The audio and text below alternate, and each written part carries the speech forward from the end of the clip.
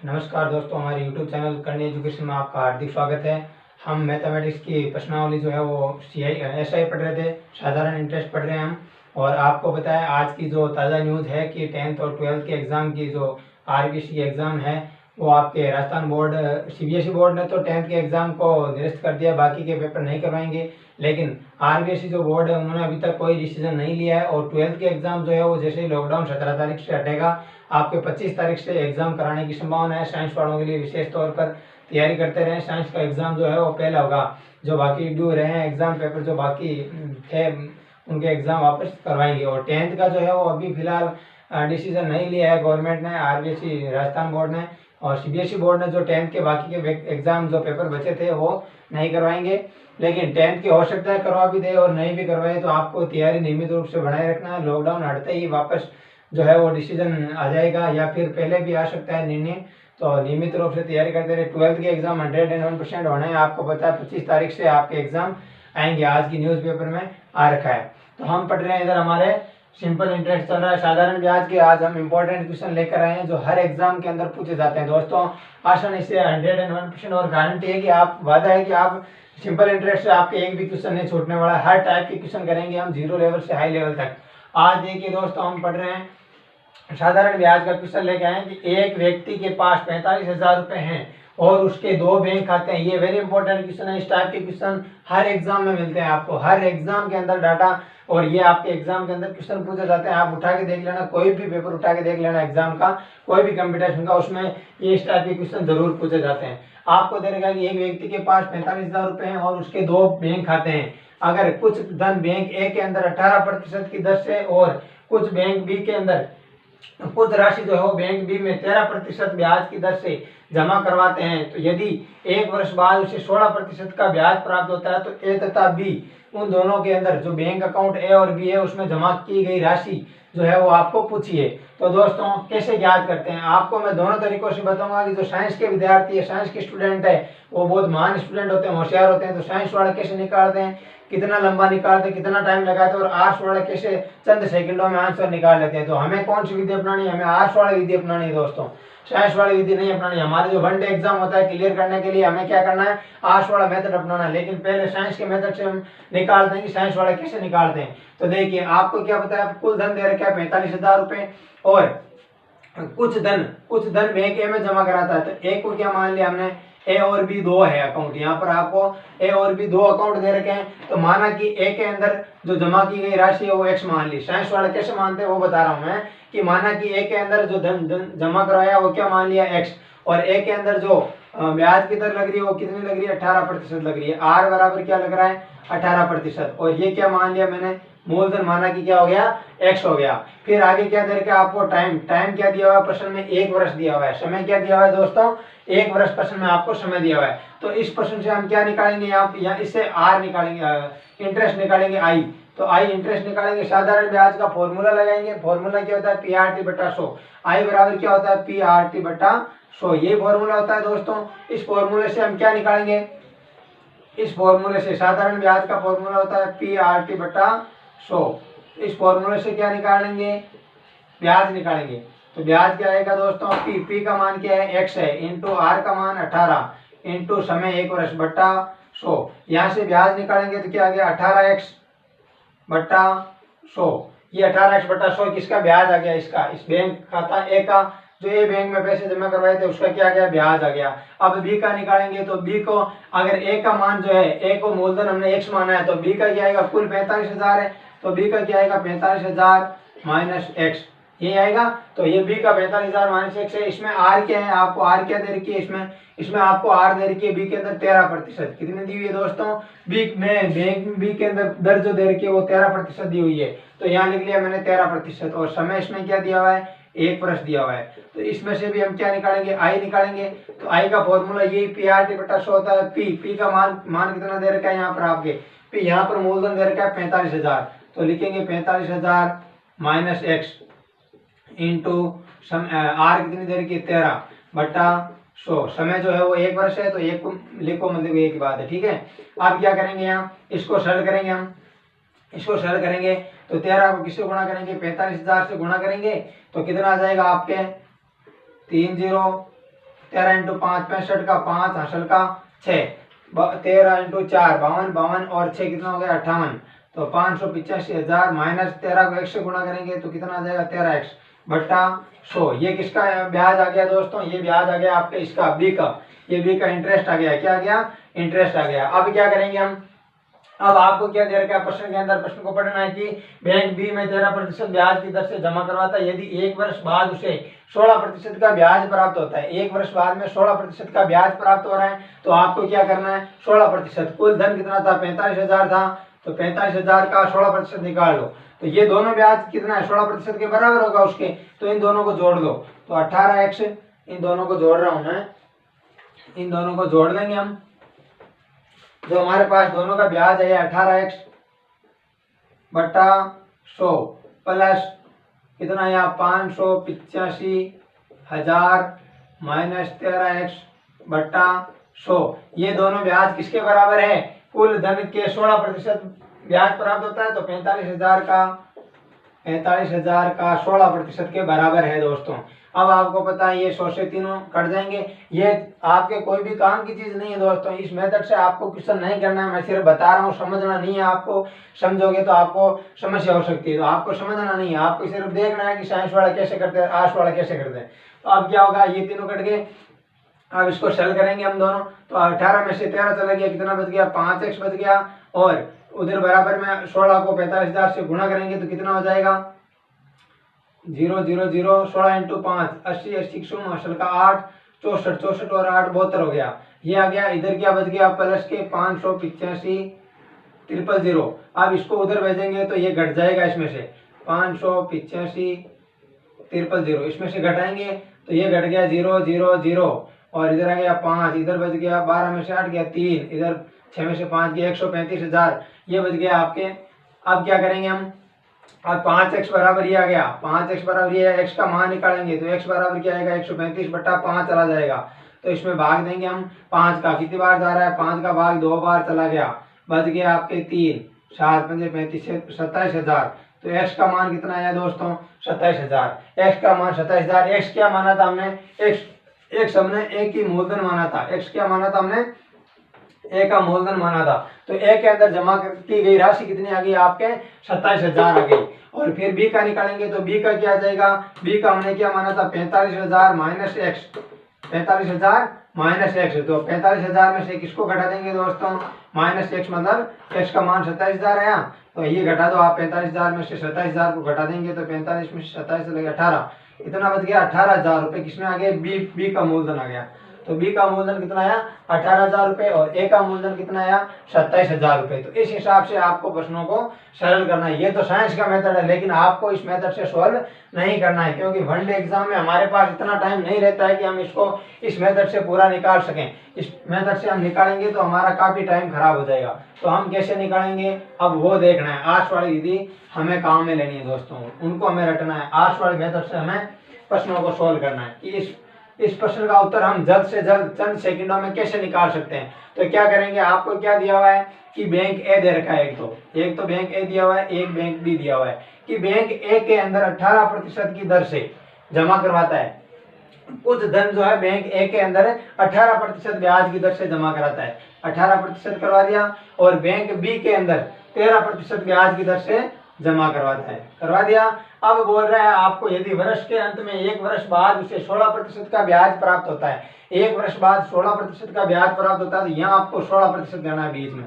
अब क्या करना है, इनका अंतर निकालना है। 16 में से 13 चला गया, कितना आ गया 3, 16 में से 13 चला गया 3, 18 में से 16 चला गया 2, 3:2। ये रेशियो आ गया दोस्तों, ठीक है ना, ये रेशियो आ गया ए अनुपात बी का, आपके अनुपात आ गया ए और बी का। पूंजी लगाई थी, अब पूंजी आपको अलग अलग पूछी है कि जमा राशि कितनी करवाई थी, तो आपको पता है कुल धन कितना था 45,000 था, कुल धन 45,000 जमा करवाया था। यहाँ पे कुल अनुपातों का योग कितना आ रहा है 5। अब ए में जमा करवाया, ए का पूछ रहा है तो किसे गुणा करेंगे 3 से, तो 5 एकम 5 नम 45, 9 तरी 27,000 रुपए। तो ये किसकी जमा राशि आ गई, ये ए की जमा राशि आ गई, डायरेक्ट ए की जमा राशि आ गई। कितना इजीली, उससे कितना आसान तरीका है ये, आपके ए का जमा राशि आ गई। अब बी का निकालेंगे तो 45,000 बट्टा 5, 45,000 बट्टा 5 इंटू, अब की बार किसे गुणा करेंगे, बी का रेशियो 2 है तो 2 से गुणा कर दिया, तो 5 नम 45 9 इंटू 2 18,000।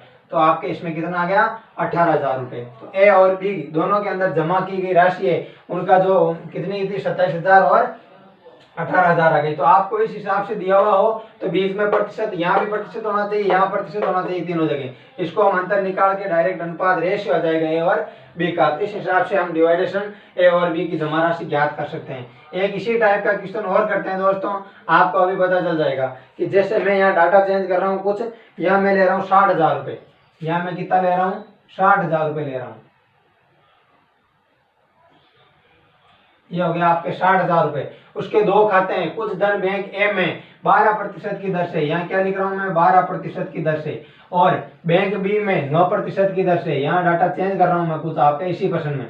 यहाँ ले रहा है बी में 9% की ब्याज की दर से जमा करवाता है। यदि वर्ष के 1 वर्ष बाद, यदि यहाँ 1 वर्ष दे रखा है तो यहाँ मैं आपके डाटा चेंज करके क्या कर रहा हूँ, यहाँ 4 वर्ष कर रहा हूँ कि 4 वर्ष बाद उसे 16% की जगह मैं लिख रहा हूँ 24,000 रुपये ब्याज प्राप्त होते हैं। कितना 24,000 रुपये।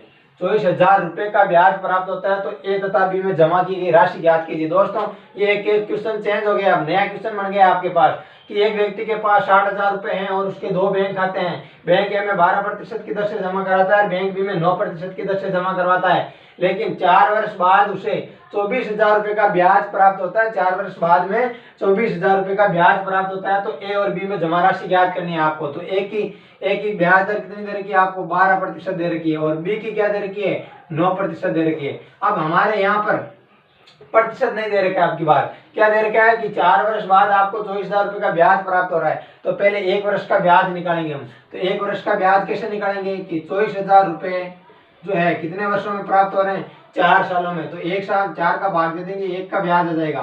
तो 1 वर्ष में 6 चौक 24, 6,000 रुपये ब्याज आ गया किसका 1 साल का। 1 साल का ब्याज कितना आया 6,000 रुपये आया। तो 6,000 रुपये ब्याज 1 साल में किस पर मिल रहे हैं आपको, कुल धन कितना है 60,000 रुपये का ही मिल रहा है। तो 6,000 रुपये किसका मिल रहा है, प्रतिशत निकाल लेंगे हम, दर की प्रतिशत निकाल लेंगे हम, ब्याज की दर प्रतिशत निकालेंगे। तो 6,000 रुपये किस पर ब्याज आपको प्राप्त हो रहा है 60,000 पर प्राप्त हो रहा है। तो इंटू 100 क्या निकाल लेंगे हम, ब्याज की दर निकाल लेंगे। इस 2 जीरो से ये 2 जीरो चला गया, 60 में 6 का भाग कितनी बार जा रहा है 1 बार। तो 10% की आ गई आपकी आर आ गई, दर प्रतिशत क्या आ गई आर आ गई। तो दर हमने ज्ञात कर ली कितनी आई 10% आई। तो अब यहाँ सीधा सा बीच में क्या रख देंगे हम, यहाँ सीधा सा बीच में अब हम रख देंगे 10%। अब हम इसका वो अंतर निकाल लेंगे। तो 9 में से 10 में से 9 चला गया 1, इधर आपके 12 में से 10 चला गया, कितने बच गए 2%। तो 1:2 दोनों दोस्तों क्या आ गया इसका ए और बी का रेशियो आ गया। अब आपको क्या पूछा है कि कुल जमा ए और बी की जमा राशि ज्ञात करनी है आपको। तो अब क्या करेंगे हम 60,000 रुपये आपके पास कुल धन दिया हुआ है, 60,000 कुल धन दिया हुआ है। और यहाँ पे अनुपातों का योग कितना आ रहा है 3 और 2 और 1 3 इंटू पहले 1 का निकाल लो, 1 का धन तो इंटू 1 करेंगे। तो 3 एकम 3, 3 इंटू 2 कितने हो गए 6, 2 बार जा रहा है। तो ये मान आ गया आपके 20,000। तो एक की धनराशि कितनी आ गई, एक खाते बैंक ए में जमा की गई राशि कितनी आ गई 20,000 रुपए। अब निकाल लो बी का। तो 60,000 बटा किसके बराबर है 3 के इंटू अब आप निकाल लो 2 बी की जमा राशि निकाल लो, रेशियो दे रखा है बी का 2।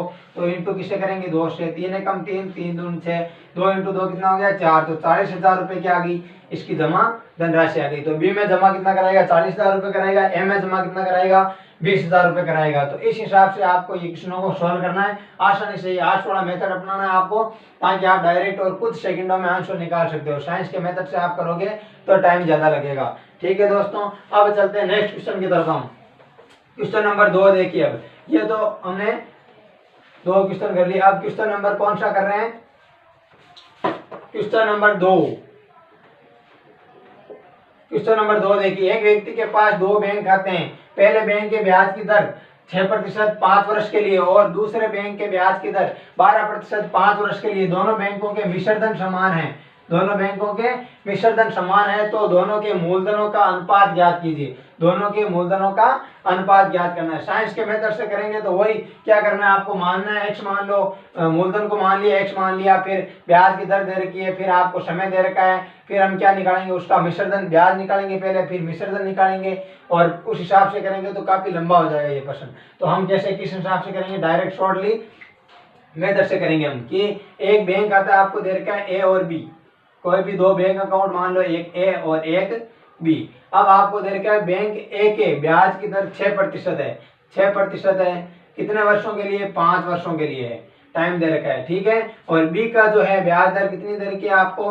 बी की ब्याज दर 12% है, कितने समय के लिए? 5 वर्षों के लिए है। अब दोनों के बैंकों के मिश्रधन समान हो तो दोनों के मूलधन का अनुपात पूछा है दोस्तों आपको। अब इसका क्या निकालेंगे? ब्याज निकालेंगे। ये दे रखी है आपको आर, ये दे रखा है टी, ये दे रखी है आर, ये दे रखा है टी। तो आपको पता है इंटरेस्ट क्या होता है? आई बराबर, हमने 3 डाटा याद करने के लिए कहा था, पी बराबर 100 होता है, आई बराबर क्या होता है? आर टी होता है, और अमाउंट यानी मिश्रधन बराबर क्या होता है? 100 प्लस आर टी होता है। ये मैंने डाटा एग्जाम में आपको याद करने के लिए कहा था, और ये बहुत इंपॉर्टेंट है हमारी इस प्रश्नावली के लिए। तो हम क्या निकाल रहे हैं? यहाँ से सीधा इंटरेस्ट निकालेंगे, आर टी होता है, तो 6 × 5 कितना आ गया? 30। इधर आर टी निकालेंगे तो कितना हो गया? 60। ये क्या आ गया? आई आ गया, ये ब्याज आ गया आपके। अब आपको अमाउंट बराबर दे रखा है, क्या दे रखा है? कि मिश्रधन समान है दोनों खातों के, जो बैंक ए और बैंक बी जो दो अकाउंट है, इन दोनों का मिश्रधन समान है, तो मिश्रधन निकाल लेंगे हम कि 100 प्लस मिश्रधन क्या होता है? अमाउंट 100 प्लस आर टी होता है, तो 100 प्लस आर टी निकाल लो, तो ए का कितना आ जाएगा? ए का 100 प्लस आर टी कितना है हमारे पास? 30 आया, तो 100 प्लस 30 आ गया, बराबर बी का, दोनों मिश्रधन बराबर कर दो। बी का कितना है? बी का हो गया आपके 100 प्लस आर टी, तो 100 प्लस आर टी का मान कितना है? 60। 100 प्लस आर टी यानी कितना हो गया? 100 प्लस 60। तो ये निकाल लो। अब ए का कितना हो गया? इधर ए का 130 हो गया, बराबर बी का इधर कितना हो गया? 160। ये दोनों के मिश्रधन दे रहे क्या प्रश्न में कि दोनों के मिश्रधन समान है, तो दोनों के मिश्रधन को समान कर दो। हमने दोनों का मिश्रधन निकाल लिया, इसका अमाउंट 100 प्लस आर टी आ गया, इसका भी 100 प्लस आर टी आ गया। डायरेक्ट इस मेथड से हमने निकाल लिया अमाउंट, ब्याज मिश्रधन निकाल लिया। अभी इन दोनों मिश्रधन को बराबर कर दिया, यहाँ से ए और बी का आप रेशियो निकाल लो, तो ये रेशियो आ जाएगा आपके ए बट्टा बी बराबर क्या आ जाएगा? 16/13। तो ए अनुपात बी क्या आएगा आपके? 16/13। इसका रेशियो आ गया आपके ए और बी का 16/13। यही पूछा आपको, मूलधन ए और बी का रेशियो ज्ञात कीजिए, तो इस हिसाब से डायरेक्ट आपको ए और बी का रेशियो ज्ञात करना है। ठीक है दोस्तों, इसी प्रश्न में आगे चलते हैं अब इसी टाइप में। तो ये शॉर्टली डायरेक्ट तरीके से मेथड से सवाल आपको सॉल्व करना है सारे क्वेश्चन। अब आगे आपको दे रखा है एक व्यक्ति कुछ धन के एक निश्चित ब्याज की दर पर 3 साल के लिए उधार देता है। एक निश्चित धनराशि है, वो 3 वर्ष के लिए उधार देता है। यदि वही धन समान धन को समान समय के लिए वही समय के लिए उस निश्चित ब्याज की दर से वही दर है से 2% अधिक ब्याज से दर दी जाए तो 180 रुपये उसको अधिक प्राप्त होते हैं। तो ब्याज तो उधार दी गई राशि ज्ञात कीजिए। तो आपको मूलधन पूछा है, क्या दिया है? एक व्यक्ति कुछ धन को, तो कुछ धन, उस धन को क्या मान लो हमने? पी मान लिया। माना कि कुछ धन, माना कि वो धन क्या है आपके? पी। मूलधन उसको क्या मान लिया? पी। उस पी धन को कुछ ब्याज की दर पर, तो ब्याज की दर भी नहीं दे रखी आपको, तो क्या मान लेंगे कि माना कि ब्याज की दर कितनी है? 8% की ब्याज की दर पर कुछ धन पी है, 8% ब्याज की दर से 3 साल के लिए उधार देता है। तो समय आपको क्या दिया हुआ है? 3 वर्ष दिया हुआ है। समय क्या दिया हुआ है? 3 वर्ष दिया हुआ है। अब आपको आगे प्रश्न में दिया हुआ है कि उसी के समान समय, अब दे रखा है यदि समान धन को, मतलब उसी धन को, ये इस धन है समान धन पी को, समान धन को समान समय के लिए, वही 3 वर्ष समय दे रखा है, 3 वर्ष समान समय के लिए उस निश्चित ब्याज की दर से 2% अधिक ब्याज की दर से देवे। अब की बार दर जो दे रखी है उसमें आर दे रखी थी, अब की बार क्या दे रखा है? आर प्लस 2%, मतलब उसमें जो आर थी उससे 2% अधिक पर दे तो उसको कितना प्राप्त होता है? 180 रुपये अधिक प्राप्त हो रहा है। प्रश्न में आपको क्या दिया हुआ है? आराम से देखना है कि एक कोई भी धन मूलधन है, उसको हमने पी मान लिया, दे नहीं रखा है तो क्या मान लिया? पी मान लिया कि कोई भी मूलधन जो है वो धन पी है, उस पी को 8% दर के हिसाब से 3 वर्ष के लिए उधार देता है। वो 3 वर्ष के लिए उधार देता है, और यदि उसी धन को वापस उसी धन को आर 3 वर्ष के लिए उधार देता है और आर से 2% अधिक से दे, आर कितनी थी? यहाँ पर 2% अधिक जोड़ दो आप, क्योंकि उसमें चेंज कर रहा है कि 2% अधिक दर पर उधार देता है तो उसको 180 रुपये अधिक प्राप्त होता है। कितना प्राप्त होता है? 180 रुपये अधिक प्राप्त होता है। आपको पता है अंतर आ रहे हैं, 180 रुपये अधिक प्राप्त हो रहा है, तो यहाँ अंतर निकाल लो आप। सीधा डायरेक्ट क्या करना है आपको? यहाँ ये 2% अधिक दे रहा है, कितने वर्षों के लिए? 3 वर्षों के लिए। कितने वर्षों के लिए? 3 वर्षों के लिए। तो इसको मल्टीप्लाई आर टी, आई निकाल लेंगे हम। ब्याज क्या होता है हमारा? आर टी होता है। ब्याज क्या होता है?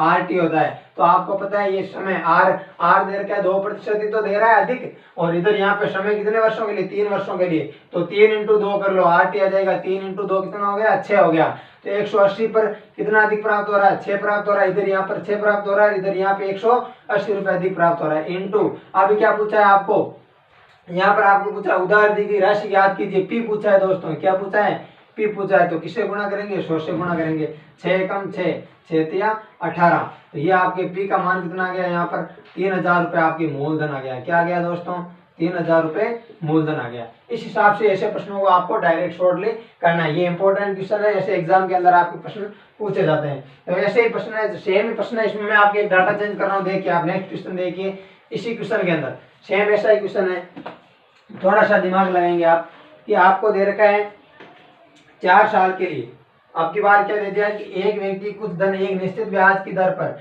यहाँ 3 साल की जगह मैं क्या कर रहा हूँ 4 साल, यहाँ आ गया आपके 4 साल, 4 साल के लिए उधार देता है, यदि समान धन को समान समय के लिए उस निश्चित ब्याज की दर से 1.2% कम, 1.2% कम, अब की बार मैंने वहां पर चेंज कर दिया डाटा, क्या किया मैंने कि 1.2% ब्याज कम पर अगर कम ब्याज पर दर से दिए होते तो उसे 960 रुपए कम मिलते, 960 रुपए कम प्राप्त होते, 960 रुपए कम प्राप्त होते। प्रश्न में आपकी बार आपको क्या दे दिया दोस्तों, सेम प्रश्न है, करें देखिए आप कोशिश करें, क्या आएगा प्रश्न में कि एक व्यक्ति कुछ धन को निश्चित ब्याज की दर पर 4 साल के लिए उधार देता है, यदि समान धन को समान समय के लिए उस निश्चित ब्याज की दर से 1.2% कम ब्याज की दर से देता तो उसे कितना प्राप्त होता, 960 रुपए प्राप्त होता। मान लिया पी, पहले मूलधन कितना था, माना पहले जो धन था वो क्या था, पी था, और दर क्या थी, आर थी, और समय कितना था, 4 वर्ष था दोस्तों, समय कितना था, 4 वर्ष था। फिर इसी धन को पी धन को वापस आर में से अब की बार वो क्या कर दिया कि 1.2% कम ब्याज पर दे रहा है, तो माइनस होगा, 1.2% कम ब्याज पर दे रहा है, तो समय कितना दे रखा है, वही 4 साल दे रखा है, तो इसको गुणा करेंगे हम, कितना कम, अंतर कितना आ रहा है यहाँ पर, अंतर 12 × 4 करेंगे, 12 चौक 48, 12 × 4 कितना है 48, यानी 4.2 का अंतर आ रहा है, 4.2 कम मिल रहा है उसको ब्याज, इंटरेस्ट आ गया आई बराबर RT, तो आई बराबर RT निकाल ले, ये आपको आर दे रखी है, दर अधिक दर कितनी दे रखी है, 1.2 कितने सालों के लिए, 4 सालों के लिए, तो अधिक कितना आएगा या कम कितना आएगा, कम दे रखी है तो कितना कम आएगा, 4.8 कम आएगा, और प्रश्न में आपको दे रखा है 960 रुपए कम प्राप्त होते हैं, तो 960 रुपए कम प्राप्त होते हैं, यहाँ पे कितना कम प्राप्त हो रहा है, 4.8 इंटू क्या पूछा है आपको, पी पूछा है, तो इंटू 100 कर लो। अब इसको सरल करेंगे, पॉइंट हटाएंगे, ऊपर एक और जीरो लग जाएगा, अब इसको सरल करेंगे, 12 के पाड़े से ही कट रहे हैं, 12 का भाग 4 बार जा रहा है, 8 बार जा रहा है, अब 4 का भाग 1 बार, 8 में 2 बार चला गया, अब इसको सरल कर लिया तो आपके आंसर आ गया 20,000 रुपए, कितना आ गया, 20,000 रुपए। तो ये आपके क्या आ गया, मूलधन आ गया। मूलधन पूछा था आपको, तो इस टाइप के ऐसे क्वेश्चन आपको डायरेक्ट शॉर्टली करना है। आपको अंतर अधिक या कम अंतर दे रखा है तो उसका अंतर निकाल लो, आराम से क्वेश्चन सॉल्व हो जाएगा। नेक्स्ट क्वेश्चन करते हैं चौथा, यह भी एक अलग टाइप का क्वेश्चन है, वेरी इंपॉर्टेंट क्वेश्चन है, आपके एग्जाम में क्वेश्चन पूछा जाता है। जब नॉर्मल मेथड से इसको करते हैं साइंस वाले विद्यार्थी, समुद्र बटा 100 या PRT बटा 100 से इंटरेस्ट सिंपल इंटरेस्ट का फॉर्मूला लगाते हैं करते हैं, तो उनको क्वेश्चन आसानी से सॉल्व नहीं कर पाते हैं। तो इस प्रश्न को हम आसानी से सीधा शॉर्ट ट्रिक से सॉल्व करेंगे कि एक व्यक्ति कुछ धन साधारण ब्याज पर उधार देता है, यदि उसका समय और ब्याज की दर संख्यात्मक रूप से समान है, तो साधारण ब्याज उसके मूलधन का 9/16 हिस्सा है। साधारण ब्याज जो दे रखा है ऐसा ही आपको, वो क्या है, मूलधन का पी का कितना 9/16 है, तो ब्याज की दर ज्ञात कीजिए। तो ब्याज की दर पूछिए आपको, आर पूछिए कि आर क्या होगी, ब्याज की दर पूछिए। तो इसका जब संख्यात्मक मान समान होता है, जब संख्यात्मक मान समान होते हैं, संख्यात्मक मान समान होते हैं,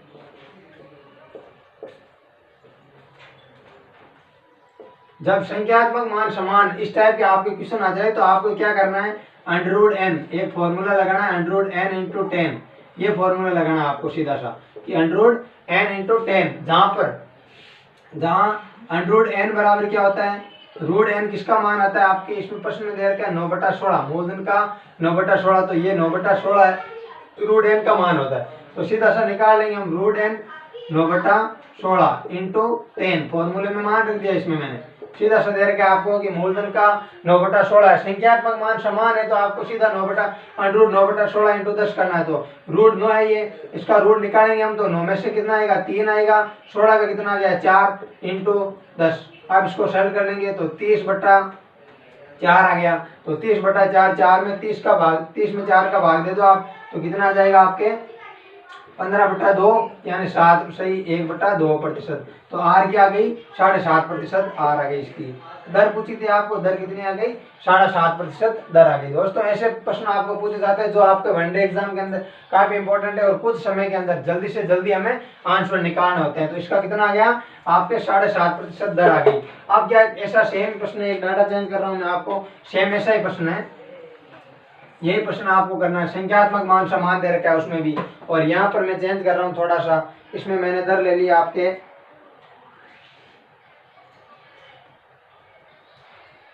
16/25 लिख रहा हूँ मैं यहाँ, 16/25 ये आपको दे रखा है, इसमें आप लिख दो 16/25, डाटा चेंज कर दिया, यहाँ लिख दिया 16/25। वही है आपको प्रश्न दे रखा है साधारण ब्याज, उसके मूलधन का 16/25 है, तो ब्याज की दर ज्ञात कीजिए। आर पूछिए आपको, तो संख्यात्मक मान समान दे रखा है, फॉर्मूला क्या होता है रूट एन इंटू 10 होता है। रूट एन जिसमें क्या होगा मान 16/25 होगा, तो रूट 16/25 होगा इंटू 10 कर लो। 16 का वर्गमूल जो है वो क्या आएगा आपके 4 आएगा, और 25 का क्या आएगा 5 आएगा, इंटू 10, 5 एकम 5, 5 दूनी 10, कितना आ गया 4 इंटू 2, 8% की आ गई आपकी आर आ गई। तो इस टाइप के क्वेश्चन को सीधे फॉर्मूले से करना है, इस टाइप के प्रश्न भी एग्जाम में पूछे जाते हैं। थैंक यू, धन्यवाद दोस्तों हमारे यूट्यूब चैनल पर जुड़ने के लिए। हम प्रश्नावली पढ़ रहे हैं साधारण ब्याज सिंपल इंटरेस्ट के। मेरी कोशिश है कि आपको हर टाइप के एग्जाम के क्वेश्चन दोनों मेथड से, नॉर्मल मेथड से भी और जो ट्रिक होती है ट्रिक के मेथड से भी बताए जाए। धन्यवाद हमारे यूट्यूब चैनल पर जुड़ने के लिए, बहुत बहुत धन्यवाद, थैंक यू वेरी मच।